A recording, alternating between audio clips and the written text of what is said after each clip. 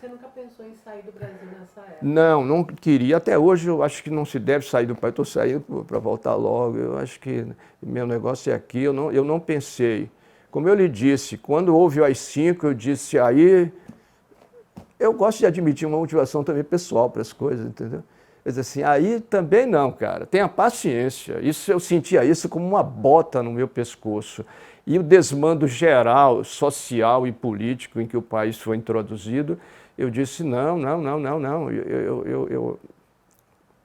Seria uma indignidade eu não fazer alguma coisa. Então, uma solidariedade assim mais... não é tão ideológica assim, não, entendeu?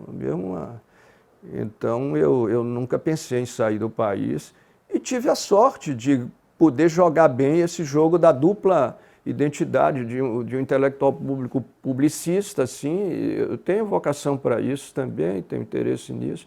Faço uma filosofia que eu chamo... Eu bolei a minha filosofia, o slogan de filosofia como coisa civil, a filosofia como coisa cidadã, como tendo seu espaço. A minha ideia é que a filosofia ela não se reduz ao discurso público normal, vamos dizer assim, corriqueiro, mas a sua intelecção prioritária é com esse discurso.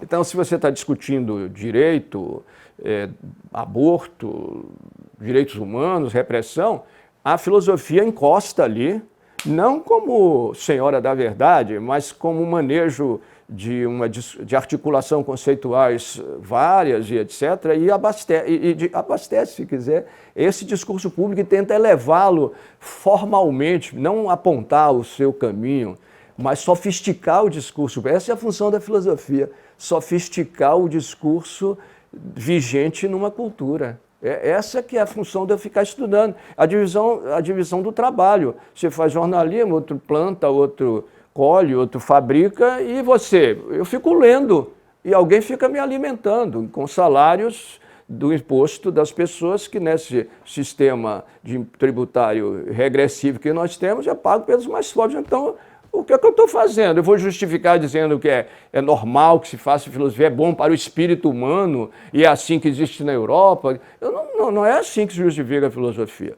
Justifica a filosofia mostrando que a filosofia sempre foi uma coisa absolutamente efetiva. Os países que deram certo devem alguma coisa aos filósofos que ajudaram a avançar suas ideias e, portanto, a moldar suas práticas educativas, políticas, científicas e culturais e artísticas, como o Hume, o Kant, ou o que seja lá, e as pessoas ficam dizendo, mas cadê o nosso Hume, cadê o nosso Kant? Eu digo, é você, seu filho da puta. Se você não ficar só um decoreba repetidor, você vai estar contribuindo para a discussão. Você não precisa ser Kant para contribuir para a discussão. Então, essa é a minha ideia que me ficou como acúmulo dessa experiência que eu descrevi para você. Nesse nível da solidariedade, eu quero apontar também o Mosteiro de São Bento. O Mosteiro de São Bento tinha o abade, Dom Timóteo. O abade é uma pessoa de uma inteligência, de uma sofisticação intelectual enorme. E ele, primeiro, ali era um porto seguro para as passeatas. Quando a repressão baixava, que, aliás, a gente cantava o hino nacional, e envergava o verde e amarelo aí, né? Nada de bandeirinha vermelha para combater fascismo, combate-se fascismo com identificação com o país, com o conjunto do país, com os valores democráticos mais compartilhados e com os valores nacionais mais compartilhados. O resto é abstração. Então nós corríamos para lá.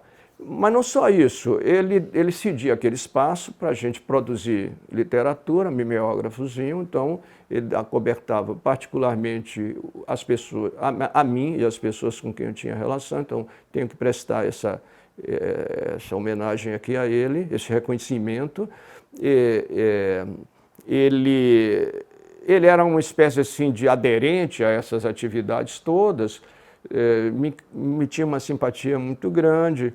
E nós montamos lá, além de rodar jornaizinhos lá, nós montamos lá um curso de madureza. Eu denominei Maxi Curso Madureza. E era um curso para trabalhadores que tinham que se reciclar, pegar o diploma de segundo grau, não sei o quê, e nós dávamos aulas para eles, aulas boas, não era nada de marxismo cultural, mas eram aulas em que se discutia a situação do país e tudo. Então, Dom Timóteo e o Mosteiro de São Bento, são também uma trincheira, né? Representaram uma trincheira grande. E ele é uma pessoa intelectualmente sofisticada, devo dizer, não tinha ideias esquerdistas simplórias. Tinha ideias humanistas, democráticas, críticas também. Nunca deixou de haver uma crítica na esquerda à União Soviética, ao Pol Pot, ao esquerdismo, não sei o quê. Então, às vezes, a gente pega a esquerda também de uma coisa muito homogênea, mas ela também tem o seu debate crítico com relação a essas experiências aí despóticas e outras que merecem também críticas. Se você quer fazer um esforço intelectual, você não vai fazer um esforço só ideológico, né? Você quer fazer um esforço de entender como é que as coisas podem ser melhor arranjadas. Em relação à igreja, você falou do Dom Timóteo, e os jesuítas, como é que era essa relação e esse aspecto da solidariedade? Como é que você via o trabalho junto com eles, propriamente os César? Olha, não era só os jesuítas, uma parte do clero secular, na periferia aqui de Salvador, tinha o Paulo Tonucci. Eu confesso a você que eu sempre me senti muito à vontade com as motivações ideológicas deles, que são motivações teológicas. Eu nunca vi nisso nenhum obstáculo, nenhum impedimento, nem nenhum desprezo, nenhuma menor-valia, nenhuma menos-valia às inspirações religiosas que as pessoas têm. Embora eu acho que é importante não misturar religião com política, né? Mas eles vinham para a atividade social totalmente engajados nessas preocupações de auto-organização e melhoria das condições da população. A mim nunca cobraram nenhuma satisfação com relação ao que é mesmo que eu penso de igreja, ou de Deus, ou de Nossa Senhora. Na verdade, era engraçado, havia quase que uma emulação, havia quase que uma sadia emulação, isso é bom registrar, entre a dedicação que os religiosos tinham e que os não religiosos tinham. Então, o que valia era o grau de engajamento, dedicação, autenticidade, aplicação, contribuição que você podia dar. A minha admiração por essas pessoas é isso. Então, para eles, Deus era esse negócio aí, era fazer bem, e eles tinham essa admiração por esses discursos. Eles tinham a ideia de que quem se inspirava em Marx, eles diziam que são cristãos que não se reconhecem, cristãos que não se sabem. Para mim está bom, pode me chamar como você quiser, um nome simpático na sua linguagem. Então, quando havia discussões de sociologia, modelo econômico, concentração de renda, e havia às vezes grupos de discussão de teologia. Eu geralmente ia para os grupos de discussão de teologia, eu queria me apropriar daquele vocabulário teológico, é um vocabulário análogo da filosofia, e teologia, como digo meus alunos, teologia é cultura, o que fez esse ocidente aí é a Bíblia, a religião, todos nós somos frutos desse desenvolvimento, não seja estúpido, seja ateu, mas não seja burro. Você tem que conhecer e tem que encarar isso historicamente, não assim, nós que estamos levando um revés aí terrível, temos que também dizer, pô, cara, você está xingando os evangélicos já respaldaram aí o governo de Lula, e qual foi o tratamento que você deu a eles? Como é que você chama eles? O que você acha deles? Você tem essa ideia de que eles acreditam como um amigo imaginário, então o sujeito ter uma fé cristã é acreditar num amigo imaginário, como as crianças de 5 anos acreditam. Eu não tenho nada com que alguém acredite em amigo imaginário, mas não reduziria isso a uma fé, uma motivação teológica que as pessoas possam ter. Então, esses eram esses caras. Então, nós como que competíamos, entre aspas, por isso, que é o que nós tomávamos como pedra de toque era o que cada um estava fazendo. E, de fato, eles tinham uma admiração grande por essa capacidade de dedicação da esquerda não teísta, né? Dizer, pô, esses caras estão fazendo o que a igreja devia fazer, eles tinham essa ideia. Aí tem essa coisa, Dom Avelar Brandão nos protegia, mas ele não era de esquerda. Tinha a Itaici, a CNBB, eu participei de várias reuniões de CNBB, como consultor, como essas coisas todas. Então, às vezes havia críticas a esse conluio, né? Mas as pessoas defendiam a gente com muita... E defendiam por esses termos, assim, o que a gente andou fazendo? O que é a igreja? Cadê o testemunho que ela dá? Que testemunho ela tem dado? Então, é uma discussão teologicamente interessante, eu achava legal isso. Os protestantes, você tinha...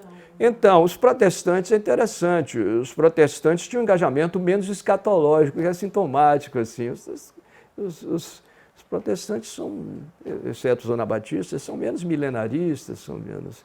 Então não era bem a teologia da libertação, já tinha alguns mais no PMDB, o protestantismo produz às vezes uma atitude um pouco mais pragmática, assim, e havia sim, e nós nos relacionávamos com protestantes, e depois a gente descobria entre nesse nível mais popular, gente que era Seichonoe, gente que era espírita e tudo, e você via, você sabe a história das ligas camponesas, as ligas camponesas nasceram de uma motivação religiosa, muitos sindicalistas tinham lá suas, como hoje também, Benedita da Silva, não sei o que, você tem que entender que você quiser entregar tudo isso para a direita, o problema é seu, mas você tem que ter uma maneira mais inteligente de encarar e mais respeitosa, né?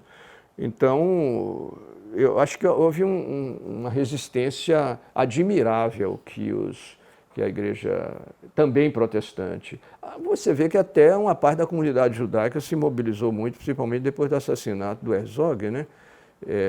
Tinha aquele, como é que chama? Isso, depois uma figura um pouco mais controversa, mas, como é o primeiro nome dele? Henry Sobe. Exato, e também, não, ali era uma coisa bacana, porque as pessoas de tudo quanto é procedência se aglutinavam por uma preocupação maior, mais bonita, né? A solidariedade de que você fala, colocar a solidariedade na frente, né? Colocar a solidariedade na frente. Então,